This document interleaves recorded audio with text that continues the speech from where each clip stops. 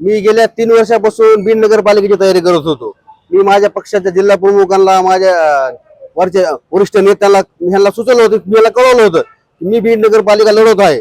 वारंवार मी पक्षाच्या मार्फत लोकात जाणं, काम करणं, लोकांच्या अडीअडचणीला जाणं, माझं काम चालू होतं. माझी सगळी तयारी होती. मी माझ्या वार्डामध्ये किमान 2 फेऱ्या माझ्या झाल्या होत्या.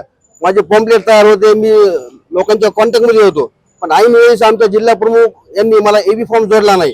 का जोडला नाही तर आपले स्थानिक जिल्हा प्रमुख, स्थानिक आमदार संदीप भैया क्षीरसागर यांनी त्याला सांगितलं की यांना एबी फॉर्म देऊ नकोस.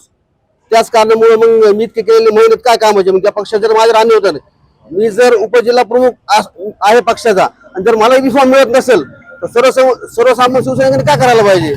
त्याच कारणामुळे मी आज भारतीय जनता पार्टीमध्ये प्रवेश केला आहे. युवा नेते योगेश भैया क्षीरसागर व भाजपचे जिल्हा प्रमुख शंकरजी देशमुख यांच्या नेतृत्वाखाली मी आज प्रवेश केलेला आहे. आणि आता येणाऱ्या नगरपालिकेचे इलेक्शन आपल्या चालू आहे.